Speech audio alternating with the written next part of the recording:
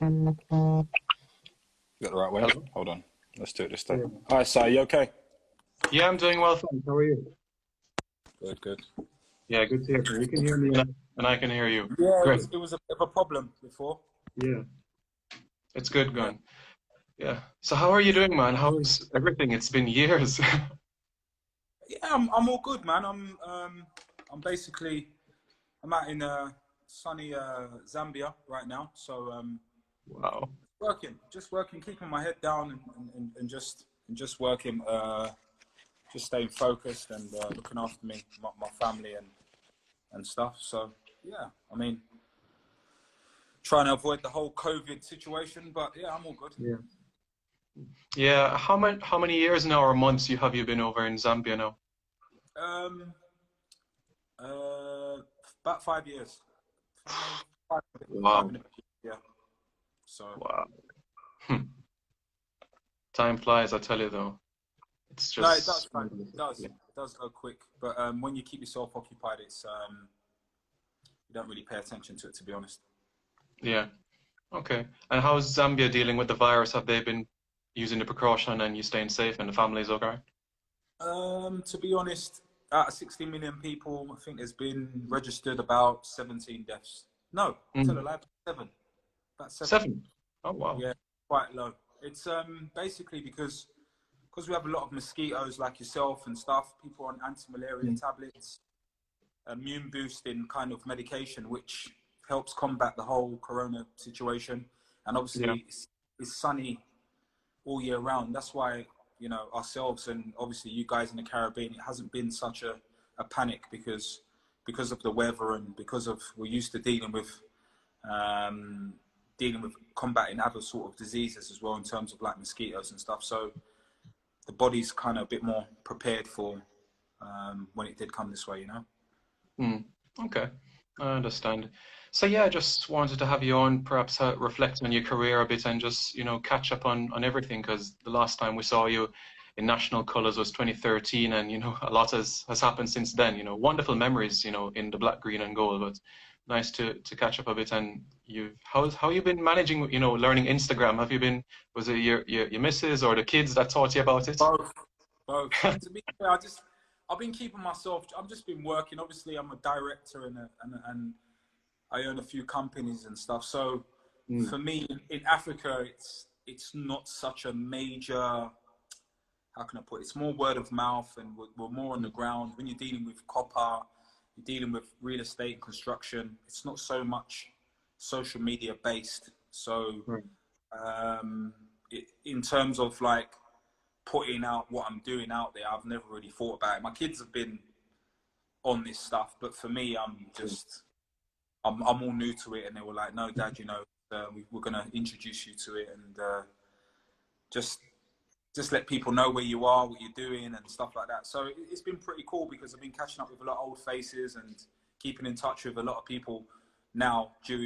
Especially now without being able to fly around the world and have access to people physically, it's a good way to keep in touch. Yeah. How about your family back home in both Jamaica and England? Have you been in touch with them to see if they're okay and everybody's doing okay? Yeah, I mean, look, we stay in touch as much as we can. Luckily, so far, my family have been pretty much unscathed by it. Mm. Even in Jamaica as well, aunties and uncles have been pretty much okay. So it's in God's hands, really. You just got to kind of, when something like this happens, which nobody could have seen, it's Yeah. what can you do, man? No one ever saw this. I think this 2020, it was my 40th birthday this year, and it's Yeah. a year possibly to forget for everybody. It will stay in the history books, but the quicker this thing clears up, I think everybody will benefit sooner. Yeah, of course. I agree with you. It's going to call for a lot of patience. Nothing like we've ever experienced ever. So I understand exactly where you're coming from. So specifically about, the career and the passage that you took in football, we know about the start that you had at Barnet and then Gillingham. One thing that I was always curious about when you came into the national team, you were at Forest at the time. Did you ever get that opportunity to meet the legend Brian Clough or had a conversation with him? And, did he speak to you, about being a centre forward? At that time, he was in and around the ground at that time, and obviously, I think one of my kind of last games was against West Ham when he passed. We had the tribute, so that was a special send off, beating West Ham at home, and you know, it was two big clubs, and there was a bit of rivalry, and obviously it was a. But in terms of like influence around the club, you'd more see him. He was in and around the ground, and sometimes popped up around the training ground, and he'd have words with us players and stuff. But you know, you could feel his aura, and it was always a situation of, you know, that it's like Sir Alex Ferguson. The presence always felt, you know, whether they're shouting or they're just talking calmly, you always knew when they was around. And Right. Clough was the same, you know. Yeah. For you, did you take it in your stride, you know, signing for a team that won the European Cup twice, a couple of league titles under their belt? Did you say, wow, this is Nottingham Forest, you know, I'm going up north, I'm playing football with, you know, a team that has success? Yeah, Obviously. Yeah. yeah. I think, Si, to be fair, I didn't hit the ground running there, and that was probably one of the clubs that I wish I'd done better for, because it was such a, you know, the fans, the city, you know, they're following. It's like Leeds. They should be really in the Premier League, and it was one of those clubs that I wish I'd, you know, kind of hit the ground running. And obviously, I went on to do other things, but in terms of going there, I went from Gillingham and I signed, and it was kind of, I don't know, it overwhelmed me a little bit. I can be honest now, being retired, and say when I look back, I wish, you know, I just relaxed and was myself a bit more, because sometimes you go there and, you know, things you ask any player can take you back a bit, and maybe it did, and it took me a little while to get going, and by that time they already kind of made a decision that they wanted us to part ways, and I went out on loan in Leeds, and then I met AD Boothroyd, who took me to Watford, so it was like a bitter sweet end in a sense. Yeah, and then you saw the benefits after that, 21 goals in the championship after that. The only Jamaican today to top score in the championship Premier League football the following season. How would you say your time was at Watford and being able to bond with Mariappa, Lloyd Doyley, Ashley Young and company? Oh, they're family. I was just talking to Maps. Obviously, you're close with him as well, so I was talking to Maps the other day. I haven't caught up with Doyley, but Youngie, you know, me and him are close. But Watford was like a family, because at that time, like I tell everybody, it was a season where everything was pegged against us. A lot of players left. They just got relegated from the Premier League. You know, and a lot of players that AD brought in. I met AD at Leeds. He was the first team coach. So when I was there under Kevin Blackwell, he used to play me right wing. We had me, Aaron Lennon, Matt Kilgallen and Seth Johnson on the bench. So it was a pretty strong bench. He had a way of playing which certain managers do.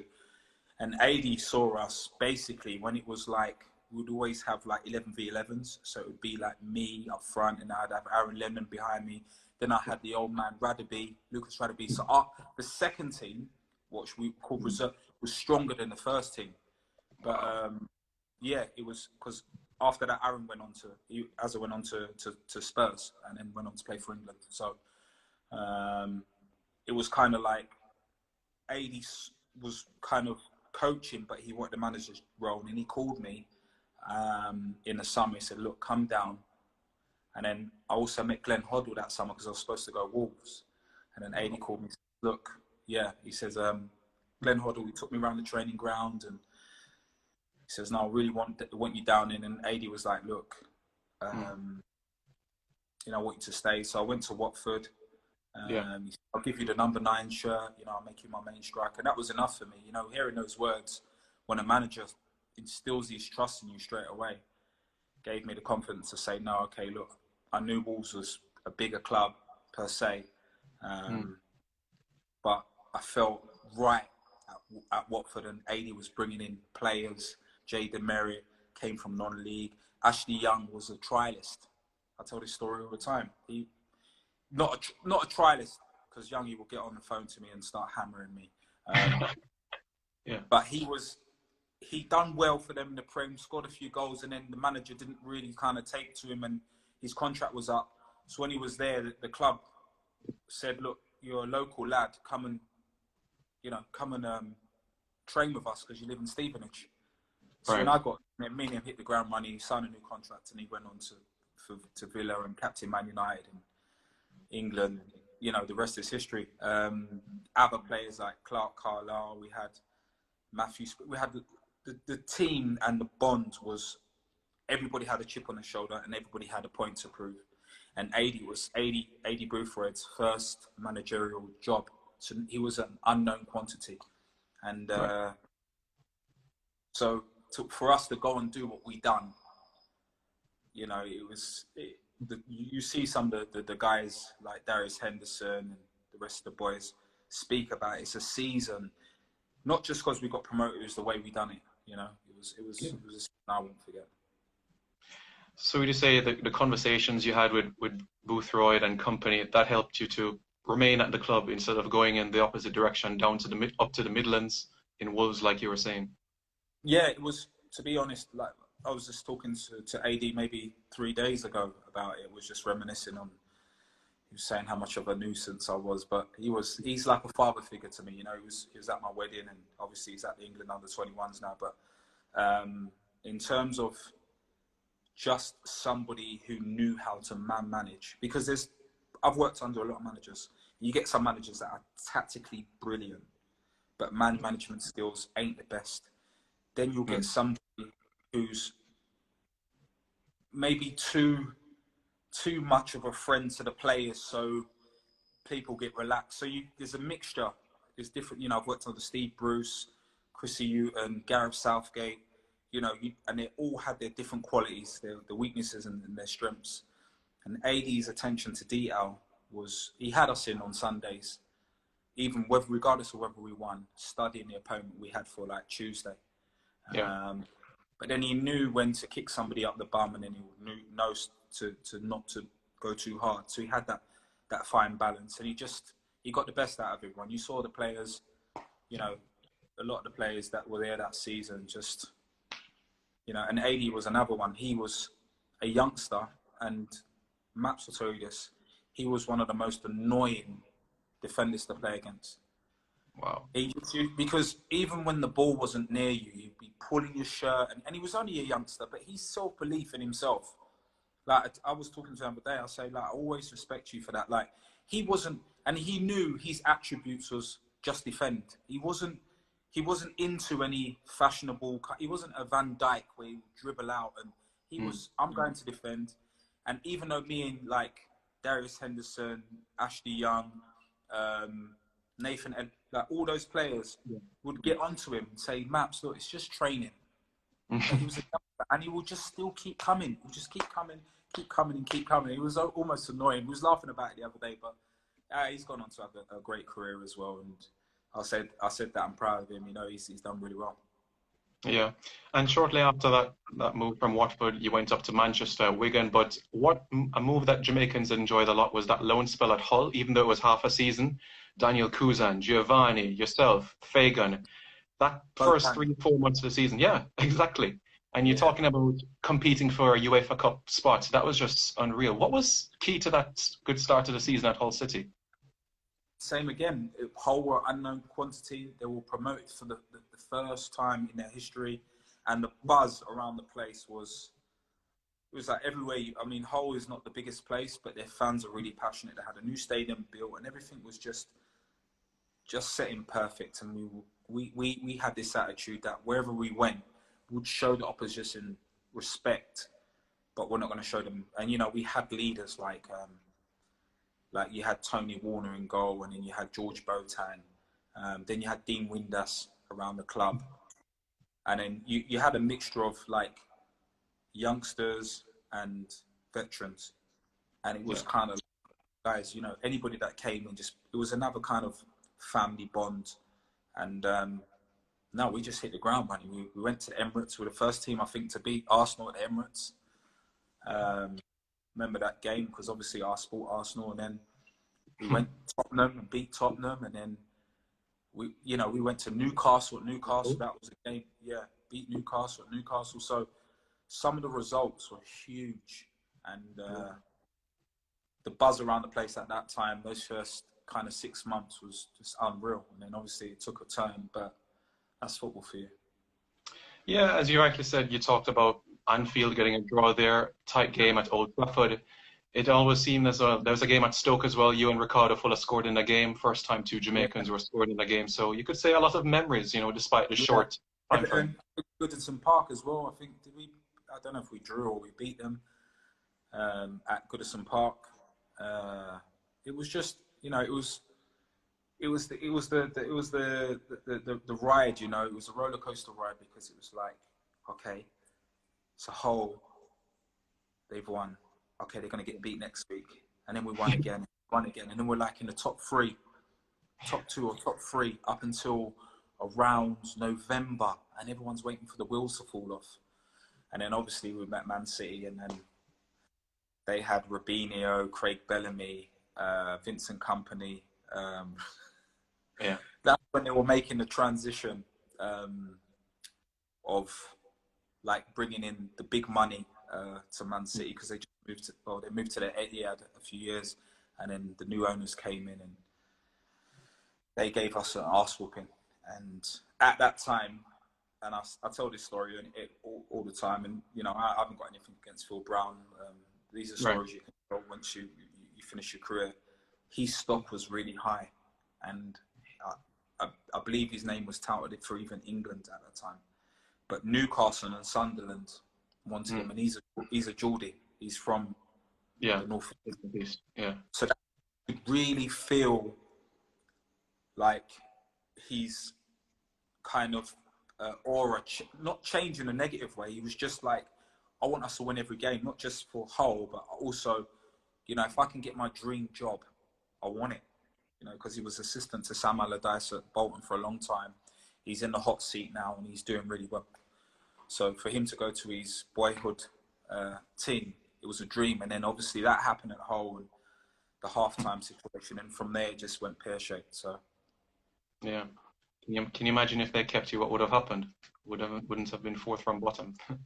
Yeah, no, listen, they done well to stay up, and you know, they went on to FA Cup final, and they've established themselves somewhat as a force between the top two leagues. So respect to Hull, and the fans are always brilliant. You know, they're always a team where whether it's home or away, they let people be known that they were there. So no, it was fun while I was there. Yeah, the other half of the season you were at Middlesbrough. I'm always quite curious about this. As a lad from London, not many people transition well if they're going up north to Yorkshire or the northeast. How did you find life like in those areas? Nottinghamshire, the northeast, East Yorkshire. How was life like in those areas? It's different because it's like they're so passionate up there. It's like being, and anybody you speak to, like my mate Titus Bramble, so it's like being a fish in a goldfish bowl. Everybody eats and sleeps football. So, you know, whether you win or lose, you know about it, because, you know, you can go to a restaurant and everybody down to the restaurant owner is either a Newcastle, Sunderland or Middlesbrough fan. So it was good. But when I went there, I went under Gareth Southgate, and he was like, look, I know you've got things going on, but I just want you to come and try and help us stay up and see out the season. And he was brilliant as well. He's another man that I've got a lot of time and respect for, because and you can see the job he's doing with England, the ways his man management skills in terms of handling these players, whether it's being thorough or putting an arm around them. He's another manager that has mastered his art in terms. He had it technical wise. He knows the game inside out as a coach. But the transition at Middlesbrough, there was players like I can tell you a story. Mido, I don't know if you remember Mido from Tottenham. They never got along, and he wasn't playing Mido because Mido used to come in overweight. We used to have like body fat test every week or so. So if you was like over 12, you get fined or you have to do extra sessions. So Mido was a player who was on a lot of money, done well in the Prem, and you know he came from a very wealthy family in Egypt. It's quite a funny character actually, but the gaffer had a parking space outside of his office. And Mido bought probably one of the first Rolls-Royce Phantoms, convertible, white one. Couldn't miss him. right? Yeah. And just to cheese off Gareth Southgate, he used to park in his spot. So imagine parking in your boss's spot every morning. Yeah. That's what. And Gareth Southgate used to just come in and park in a normal spot and laugh it off. That's the sort of man he is. Whereas other managers will probably have it out with a player. He'll do things like he will get himself a massage while he's eating a burger. That's what. Yeah, and the gaffer would walk in. But Gareth Southgate knew how to handle those situations. You know, it was. And look, he's gone on leaps and bounds, man. The guy's he's got to go down in history as one of the best England managers, because to go to a semi-final and get so close, and I think they're going to kick on again. And the way he's managing, not just he's bringing through the youth right through. If you listen to, like, he's got Jason Ewell in the setup. He's got AD Boothroyd, like, he's backroom stuff right down to like how the Dutch do it. He's got it figured out. He knows who's coming through, who's ready, who's not ready, and he knows how to manage players. And I think that's what England have been missing. Instead of, and John Terry will probably agree with me, there was the superstar five.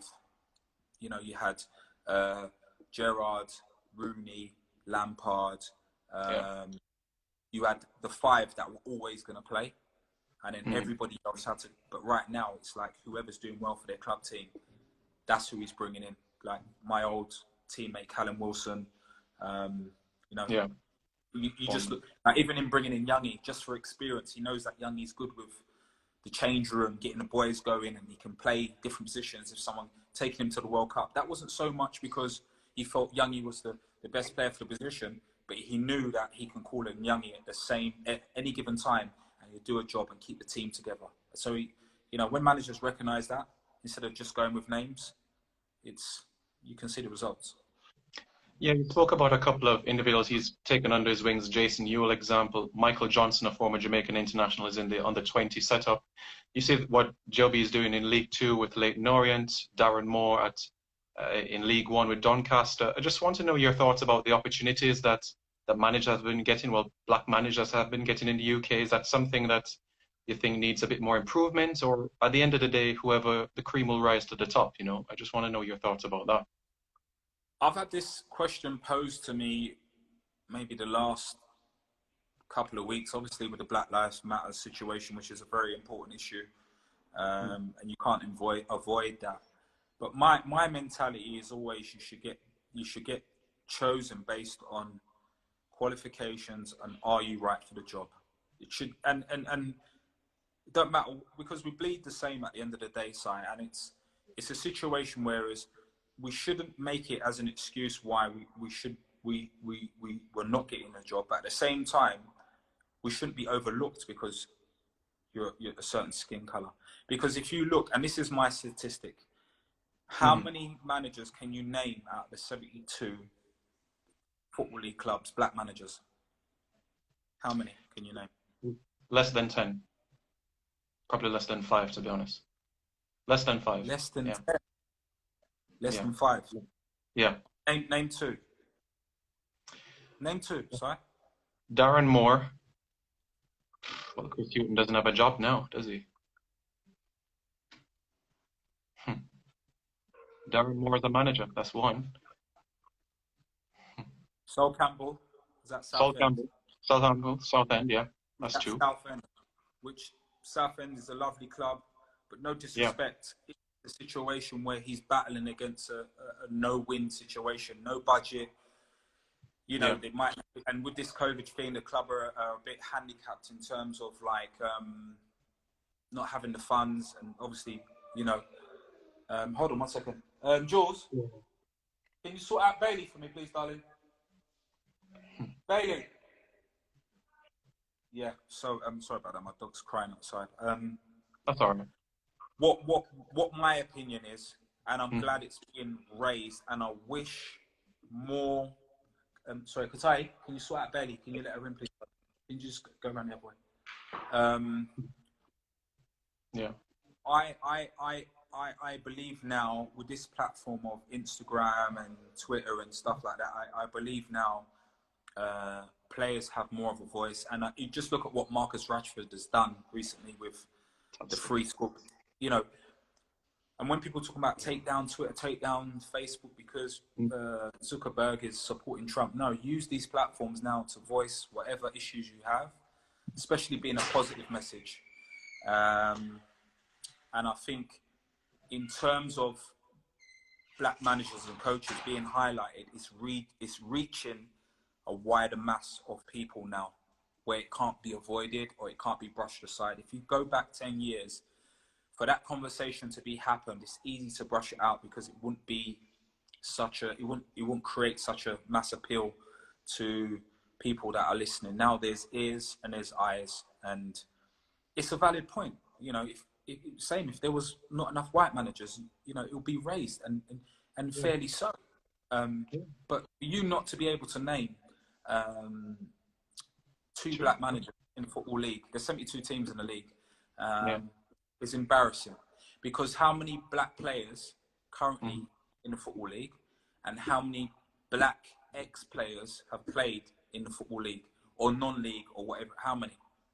Hundreds. Or from any other ethnicity, whether it be Indian, Chinese, how many people have passed through the Premier League or the Football League or non-league, and how many can you name? So I don't have to touch on that because it speaks for itself. But I would say this, when people get in a position, and I work with Chrissy Houghton at Birmingham, top man, very lovely guy. Chris Powell is my old teammate, he's a very good friend of mine. Darren Moore is a lovely guy. But when these guys are in position, they don't speak up enough because they don't want to upset the apple cart. And that's fair enough. But when you get in that position, you've got to have a voice to say, look, I need to bring, or this is an issue. When you go to your manager's meetings, it's got to be, it can't be, I'm going to look after number one kind of situation. And then when you get fired, that's when you start complaining. You've actually got to speak, like Joby's doing at Leyton Orient. And, you know, he's a good pal of mine, and I respect him for what he's doing. But when you're in a power position, that's when you're supposed to be speaking up on behalf of what you think your concerns are.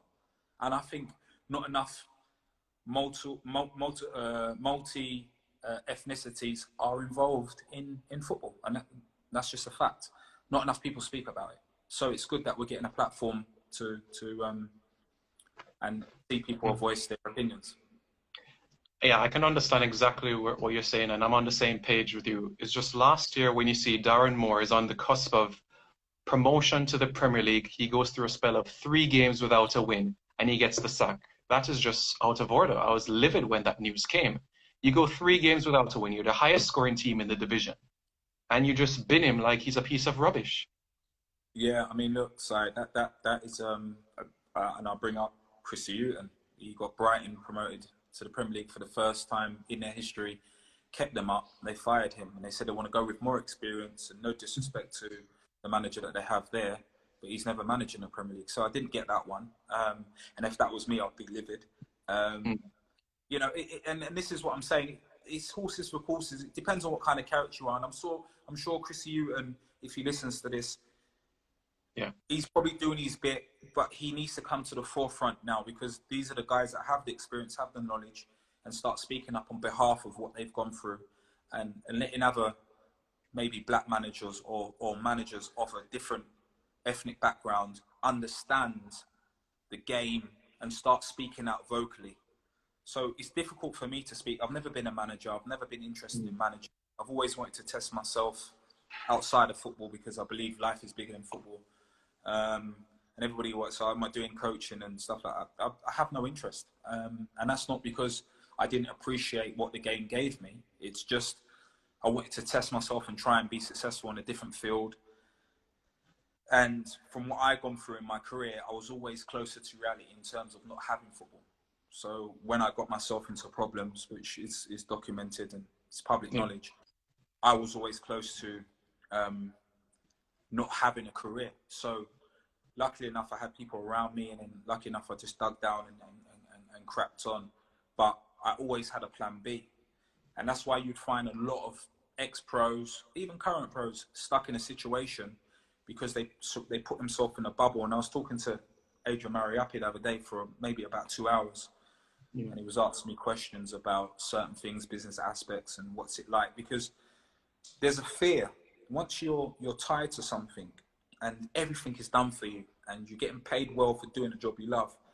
You don't really think about doing anything else until it's too late. Secondly, you put your trust in people that might take advantage of you, and because you're not privy or you've not educated yourself on what you're signing yourself up to, you can find yourself hitting a brick wall at the end of your career, and then you end up chasing it. And then you find a lot of guys doing coaching not because they want to, is because they have to, because they've not taken time to try and put themselves into a different category outside of football. So I've never been one side to worry about coaching or, you know, listen, I don't mind doing charity football or setting up a soccer school or something. But to do it, I would do it out of the love for the cause instead of chasing money that I should have secured while I had that window to secure it.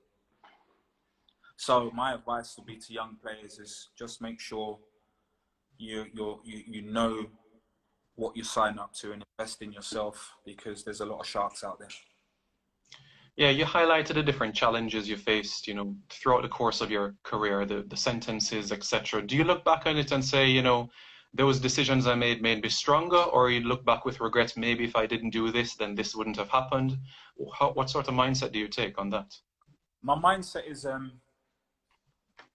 never a loss is.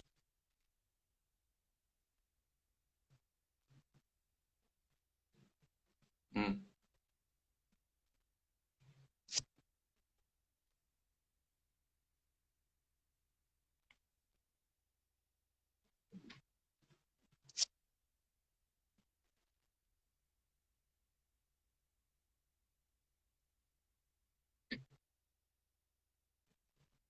All right, so I've done something wrong.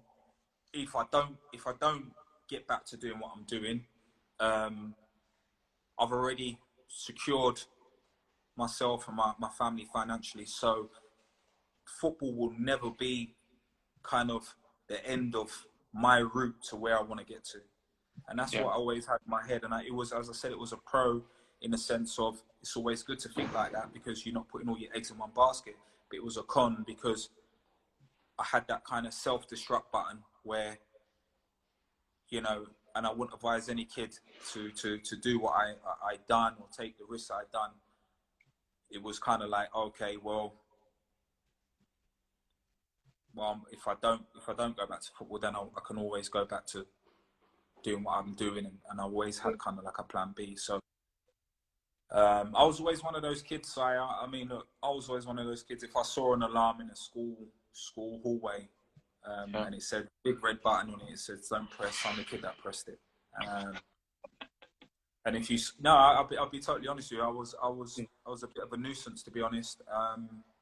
And I look back, and now I try and guide my kids in the right way, and I use all my pitfalls in a positive sense to educate them, because I've seen both sides. So they can't tell me if they get in trouble, I haven't been through that. They can't tell me if they've been successful, I haven't been through that. So I'm privy to everything they're going through. So if I can navigate them out of certain situations that I went through, then I feel like whatever I went through was worth it to kind of benefit the next generation.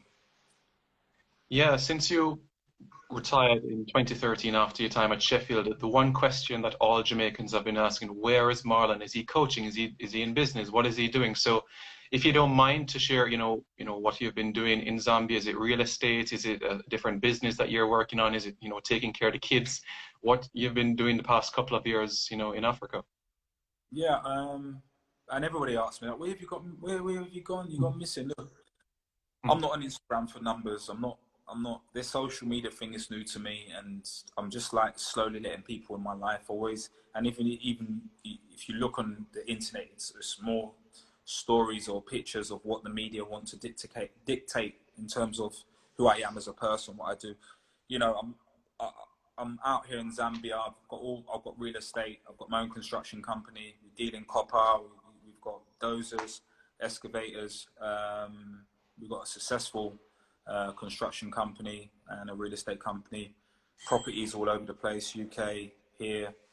And I've just been grafting. I've been with my wife 20 years. She's put up with me for that long. I don't know how. I've got three beautiful kids that go to private school, and like the move to Zambia was kind of always in play. It was, my wife is born here, so she came to UK when she was about 8. And she's always been arcing on to me about moving out to Zambia. And we just saw like England take put aside anything I went through, because that wasn't the reason that I moved here. It was more to do with the lifestyle we wanted to give our kids, because where I'm from in Peckham in South London it became a place of unknown quantity, in terms of you never knew what you was going to get. Stabbings, people getting stuff taken off of them, and it became really hectic. And my wife was like, no, look, it's calmer over there. There's great investment opportunities. And, we made the move, but we'd been making the move while I was playing football, if that makes sense. So my investments off the field were always in play. If you're asking the players, I was always quite switched on. Even when I was in prison, I was paying £30,000 a month for my mortgage just to finish it in 2 years. If you got a £2 million house, I paid that off. So I knew I was coming to the end of my career, and I had pretty much everything paid off by, 27, 28.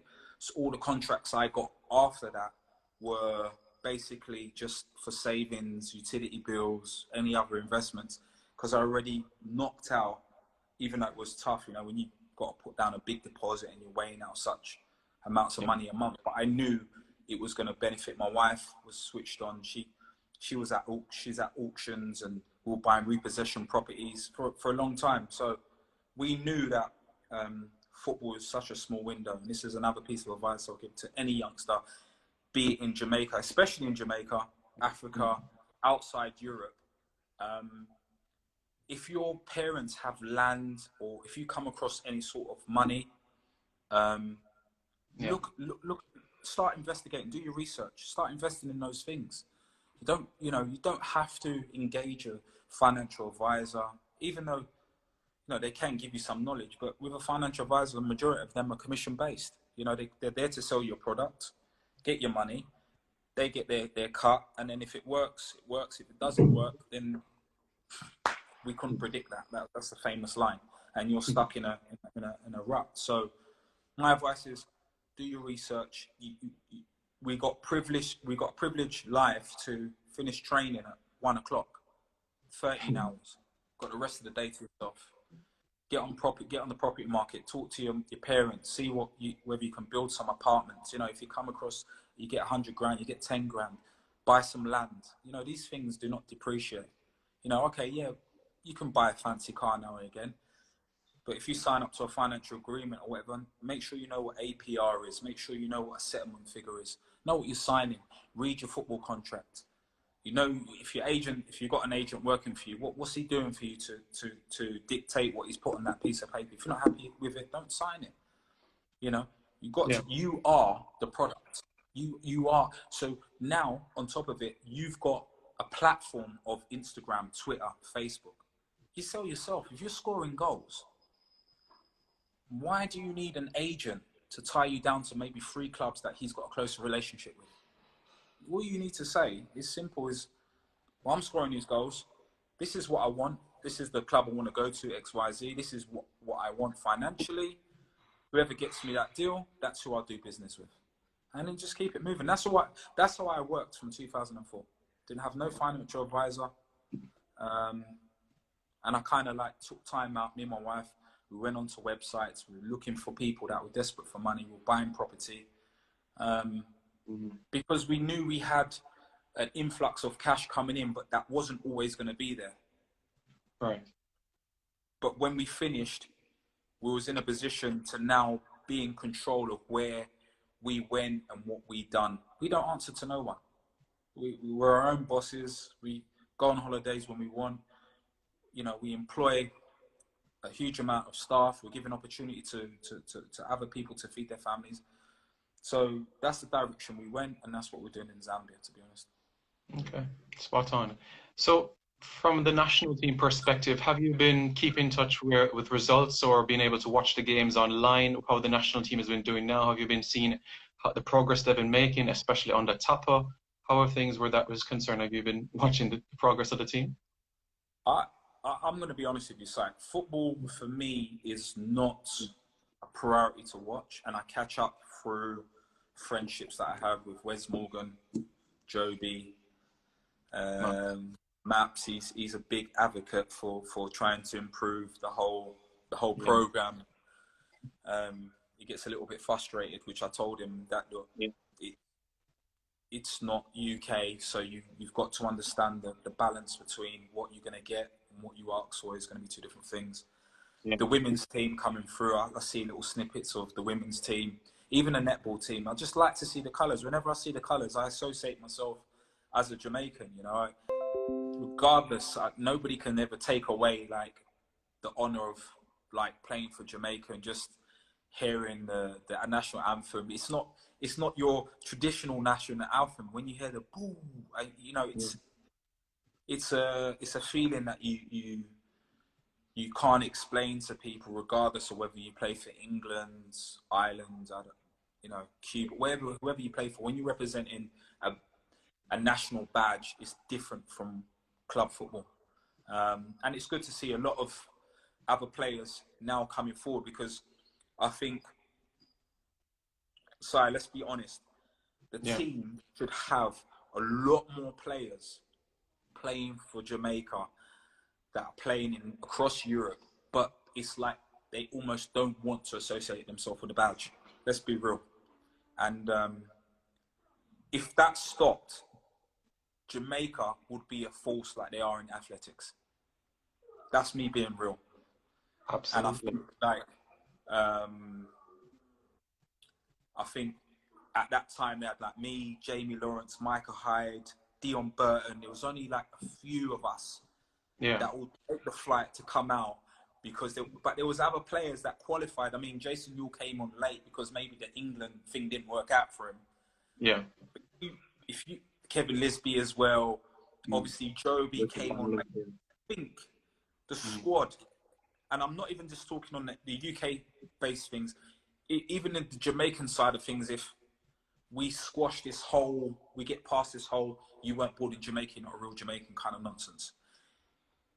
If you got Jamaican blood in you, everybody needs to get, because if you look at Republic of Ireland, you look at Northern Ireland, there's players that, Clinton Morrison played for Republic of Ireland. Clint's my boy. He's my boy. Yeah. He's the thickest one in the team. But he went in there, he scored goals. Yeah. And, you know, he opened up the floodgates for other players. Stephen Reedy as well.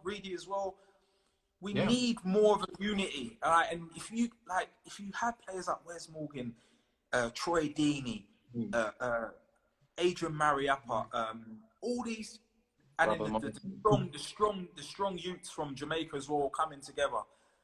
I'm telling you now, Jamaica's rankings, and when it comes to World Cup qualifiers, will have a better chance if they start volunteering themselves. And that starts even with the JFF start improving the setup, so players feel more comfortable from better setups when they come. If the JFF can take a small bit of money and invest and do that, trust me, the squad, it will be powerful, man. Tapa will be like a dream to Tapa. It will be an absolute, even you, Si, you would have players. I mean, look, Ryan Sterling plays for England and he's doing a fantastic job, but he's Jamaican. Yeah. But he's looked at it on a career basis of, I'm going to get bigger moves because I need to play for a national team that's more established. Let's not get it twisted. The JFF need to work on getting a pitch, training facilities, getting a good sponsor, and they will get better sponsorship deals if the rankings, if we're ranked better, everything will follow. Funding, the whole country will benefit. The whole economy of Jamaica will benefit. You take Jamaica to the World Cup now with Instagram, Facebook, Twitter. It's over. It's a wrap.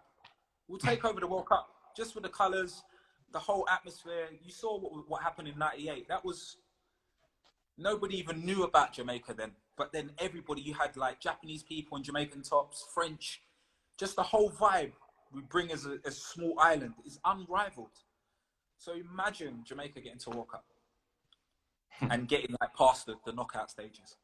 The whole jobs will be created, the whole positive outlook. You'd have people like Hussein support, like it will just be a movement, man. Yeah. And you know, you and I can go on for hours listing players who can play and can play for Jamaica. And you know better than me.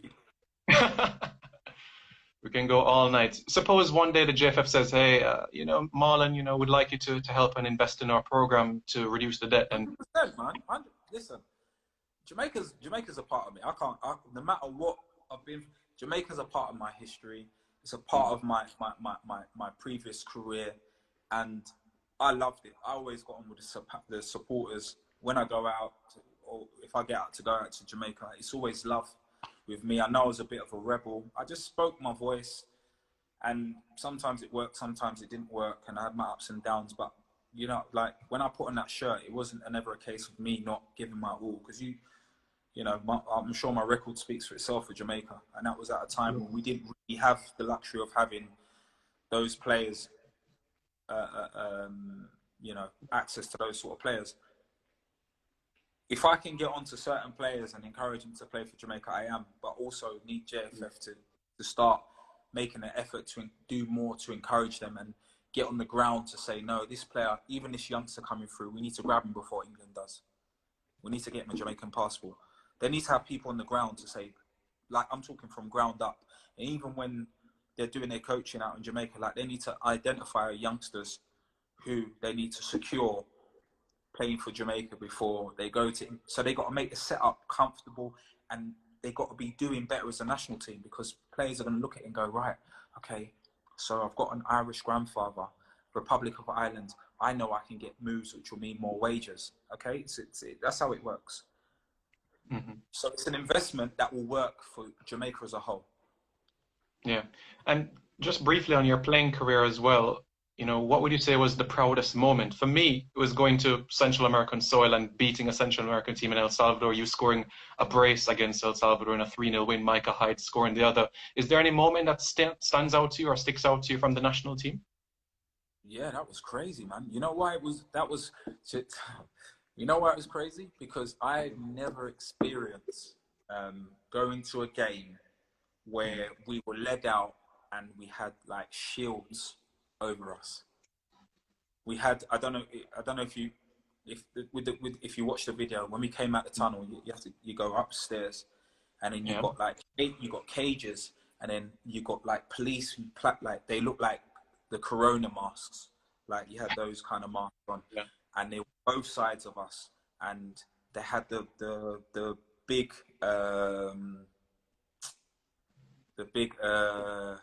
what do you call it? Plastic, okay. The plastic shields. Yeah. And these guys were lighting toilet paper and throwing it out on us. And it was like, and the whole stadium was full up. And I think it was even getting stuff thrown under banana skins, coins. There was all sorts. The racism was, it was through the roof. But we went out there and we just tore them apart. And the pitch was a mess. You know, it was bad. And to go out there to win 3-0 at El Salvador, that was pretty special. But I'd say probably my hat trick. I think that for me, that was me. And then obviously Prezi as well. And then meeting Portia, she's always been brilliant with me. And that was when I felt the stadium was full on that game as well. Yeah. And also Trinidad as well, Trinidad and Tobago. That was because of the rivalry between the Caribbean islands. That was good as well. But yeah, there's been loads of good memories for Jamaica. Yeah. And speaking about memories, what a guy, Captain Burrell. You must have been a shock when you heard the news 3 years ago. It was And it was one of my uncles that called me from Jamaica and told me. And the guy, I would say, if he was still around now, I think the JFF will be in a better position. And that's no disrespect to whoever's in charge now. But the guy, he loved everything about football. And I remember, and I'll tell you a little story that not a lot of people know. When that whole thing happened with the whole JFF, when I got sent home, Yeah. He actually sent a helicopter for me, and he picked me up at Kingston Airport, and he says, "I don't want you to go home now."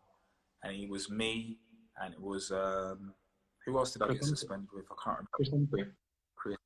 Yeah, it was Chris, and he flew us, and we went to one of his friends' resorts. He said, "Look, guys, I know what's going on," and he flew us out in his private helicopter for a couple of days. Nobody knows this. Because we couldn't get a flight. We couldn't get a flight, and he flew us out. He got his helicopter, flew us out, took us to a resort, and said, "All right, guys, it's all inclusive. Just enjoy yourself until you get your flight home." Because our flight was in maybe 3 or 4 days. And he goes, "Don't worry, you'll be back." And then he flew us back. He was the man. He was the coolest guy. I know he had, like, God rest his soul, I know he had, like, the sideburns and the old man haircut, but he was the coolest old man I know. What a guy, man, I tell you. Do you remember that moment when you first met him and got your debut for Jamaica 2004? Or was it Lazzaroni that reached out to you first to play for Jamaica? No, it was Captain Burrell. He was the advocate for me getting my passport, because at that time I was in the midst of playing for Republic of Ireland. Wow. Yeah, so it was kind of, but the paperwork, and he was like, "No, Marlon, man." You know how he talks. "No, Marlon, Yeah. man. Oh, no, Come. he's a Jamaican, man. He's a Jamaican. No bother with Ireland. He's a Jamaican." That's it. You know, that cool, smooth. He was like the Jamaican kind of Morgan Freeman, and he was like, "No, right, the guys are gonna come out to England. We're gonna go to the passport office. We're gonna sort everything out." When I flew to Jamaica, it was like boom, boom, boom, boom, boom. Had my passport within hours when I got to Jamaica, and he made everything smooth for me to play for Jamaica, because I was close. I was close to playing for Republic of Ireland, and the rest is history, really. And then obviously to score on my debut. And then you saw when I had my top off and he was hugging me and stuff. It was quite cool. Wow. And, you know, Marlon, 12 goals in 24 games. For me, I think you're one of the best finishers we've seen in the modern era. I just wanted to know from you, because the current crop of strikers, centre forwards, sometimes you have to give them 4 or 5 chances to put away one. I just wanted to know from you, is it more about application that we need? Is it more time on the training ground? Is it video analysis that we need to improve that, where centre forwards are concerned? Because I think even if you had one eye, you could find the back of the net, you know? Yeah, I think in terms of finishing, one, it's look, you get natural finishers like Jermaine Defoe, Ian Wright, and then you get individual players like Ricardo Fuller that can create a goal. Or he was a dream to play with. Ricky, he was how can I say, he was one of my best strikers playing for the national team, because he would take on 4 or 5 guys and it's late in for me for a tap-in. So he was a joy. Even in training, he was a handful. And he was an unselfish player. He's not a natural goal scorer, but he was, if you ask any defender who they didn't like coming up with, even the Premier League and the Champions League, he would be one of them. He had pace, he was strong, he could dribble. And then you had Shelton. I think Shelton's got a really very, very good record for the national team. Didn't hit it so much in England, because I think he was pacey, so it was a different way of thinking in the English football, because defenders would know that ball over the top, you're not getting on the ball before shots. So it's different. But one thing I would encourage you youngsters to do is training ground. Practice, practice, practice. Even annoy the gaffer. Me and Ashley Young, we used to annoy the gaffer. He would want to practice free kicks. I would even go and goal. And then when I'm practicing finish, he would go. So if everybody had buggered off after training, there'll be the two of us just practicing. It's just practice. It's repetition, repetition, repetition, repetition. Because, and even in training, you have to train like how you want to perform on a Saturday or on a Sunday or wherever your game day is. Because you can't, there's only one player that you mentioned that could do that. Honestly, actually, no, one. There was one. Because the other player was on Saturday. Sometimes he tried it. It was horrendous. Giovanni. He was a Brazilian. Yeah. Training, he was horrendous. Didn't run, didn't move. You thought, this guy is not even going to make it on the bench. Then he would pull something out when the gaffer, like at the end of training, he would just shoot from 30 yards. He would go in the top corner. And then he's on the gaffer's starting shoot. So, repetition. Work on your left foot, right foot. If you've got to tie up your laces or under your boot, just work on your left, your right foot. Just practice, practice, practice, practice, practice. And they say practice works, you know. So I appreciate, you know, your time, Marlon. My last question that I have for you before we wrap up, you know, someone like Ravel Morrison, he'd had a few similar challenges like you. I just wanted to know if you had any advice for him as he gets set to get into the national program. He has his passport, driver's license ready, and he's going to be in the national program. So any advice you have for him as he settles in with the Island boys and the UK-based lads? Sorry, someone just mentioned me there. Big up Greenie. He's a guy. Anybody jump on his podcast? He's doing really well. Someone said something about, I don't know even how to read these comments. How's McNamee? Very skillful. Yeah. Funny guy, still speak to him this day, lovely guy. Yeah. Ravel Morrison. And I tell this to anyone I speak to. Everybody says, who's the best player you've played with? Now, I always say, is it players that are maybe you know, or players that never really went on to do anything? Because there's a variation of players.